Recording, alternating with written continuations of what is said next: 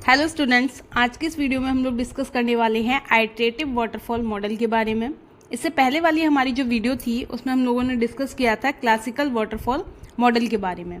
और हमारा जो ये आइटरेटिव वाटरफॉल मॉडल है ये आपका क्लासिकल वाटरफॉल मॉडल का ही एक एक्सटेंड वर्जन है, जिसमें कि आपका जो मेजर मॉडिफिकेशन किया गया है वो ये है कि फीडबैक सिस्टम इसमें ऐड किया गया है। क्योंकि हमारा जो क्लासिकल वाटरफॉल मॉडल था उसमें कोई भी फीडबैक नहीं था, जिस कारण से अगर आपके जो वाटरफॉल मॉडल है उसके अंदर किसी भी स्टेज पर कोई भी मिस्टेक क्रिएट होती है या फिर कोई भी मिस्टेक होती है तो वो आपकी फर्दर स्टेज में भी प्रोपेगेट होती रहती है।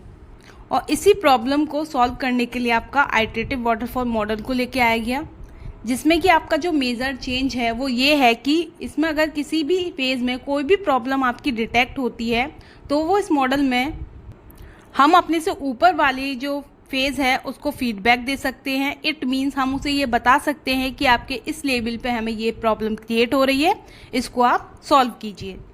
जैसे कि यहाँ पे आपको आइटरेटिव वाटरफॉल मॉडल का डायग्राम दिया गया है, इससे आप बहुत अच्छे तरीके से समझ सकते हैं। तो आपने देखा था कि जो आपका वाटरफॉल मॉडल था उसमें क्या था, सारी चीज़ें एक फ्लो में चल रही थी, ठीक है, और वहाँ पर कोई भी रिवर्स प्रोसेस नहीं था। जबकि यहाँ पे क्या है, आप नीचे वाली स्टेज से ऊपर वाली स्टेज को फीडबैक दे सकते हो।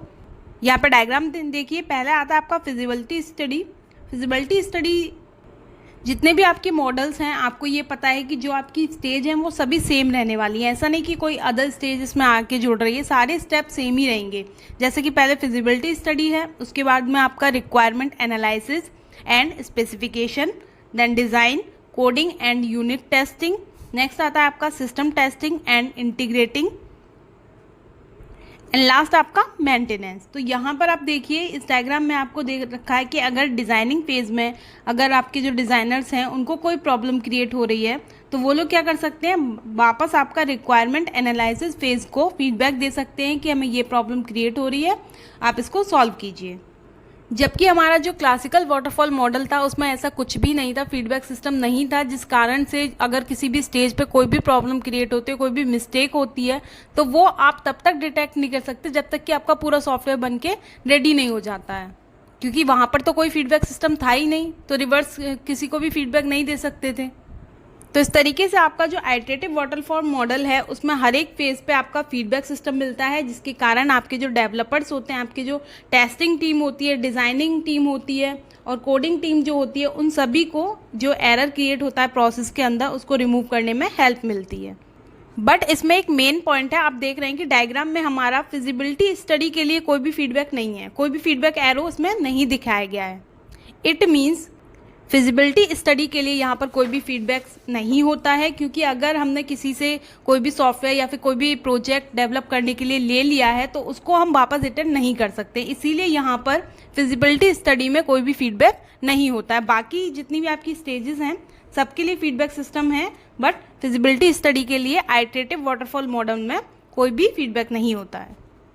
अब हम यहाँ पे बात करते हैं आपके आइटरेटिव वाटरफॉल मॉडल के एडवांटेजेस के बारे में। इनके दोनों के क्लासिकल और आपका जो आइटरेटिव मॉडल है, इन दोनों के एडवांटेज ज़्यादातर सेम ही होते हैं, बस आपका फीडबैक सिस्टम जो होता है वो एक आगे जुड़ जाता है। पहला आता है आपका एडवांटेज में बेसिक मॉडल, या फिर हम कह सकते हैं बेस मॉडल, क्योंकि आपका क्लासिकल और ये आपका आइटरेटिव वाटरफॉल मॉडल जो होते हैं बहुत ही बेस मॉडल होते हैं, मीन्स सबसे सिंपल मॉडल होते हैं। सेकंड आता है आपका सिंपल और इजी। इट मीन्स इसे इम्प्लीमेंट करना और इसे समझना बहुत ही इजी होता है। इजी तरीके से कोई भी आपको कोई भी जो है वो आइटरेटिव और वाटरफॉल मॉडल दोनों को ही ईजीली तरीके से समझ सकता है। नेक्स्ट आपका एडवांटेज आता है स्मॉल प्रोजेक्ट। इट मीन्स आप आइटरेटिव वाटरफॉल मॉडल का यूज़ किसी भी स्मॉल प्रोजेक्ट के लिए ईजिली कर सकते हैं। लास्ट है आपका फीडबैक, जो कि इसका मेन आपका एडवांटेज है, फीडबैक सिस्टम। इसमें आपका फीडबैक सिस्टम आ जाता है, किसी भी स्टेज पर आपको कोई भी प्रॉब्लम क्रिएट हो रही है तो वो अपने से ऊपर वाली स्टेज को फीडबैक दे सकता है। अब हम बात करते हैं इसके डिसएडवांटेजेस की। तो पहला है आपका no phase overlapping, it means no multitasking. तो यहाँ पे इसके कहने का मतलब ये है कि आपका जो आइटरेटिव वाटरफॉल मॉडल है उसमें आपकी मल्टीटास्किंग नहीं होती है। मल्टीटास्किंग मतलब जितने भी आपकी स्टेजेस हैं वो आपकी सेपरेट काम करती हैं। पहले एक स्टेज अपना काम कंप्लीट करेगी, उसका जो आउटपुट होगा वो दूसरी स्टेज को एज अ इनपुट मिलेगा, तब आपकी दूसरी स्टेज काम करना स्टार्ट करेगी। एक साथ सारे फेजेस काम नहीं करते हैं, 1 बाय 1 करते हैं, तो इसका मतलब होता है आपका नो फेज ओवरलैपिंग। दूसरा है आपका नो इंटरमीडिएट डिलीवरी, इसमें इंटरमीडिएट डिलीवरी नहीं होती है किसी भी सॉफ्टवेयर की। नेक्स्ट आता है आपका not good for complicated software, it means आपका जो आइटरेटिव वाटरफॉल मॉडल है वो कॉम्प्लिकेटेड सॉफ्टवेयर के लिए अच्छा नहीं होता है, इसमें हम कॉम्प्लिकेटेड सॉफ्टवेयर को डेवलप नहीं कर सकते हैं।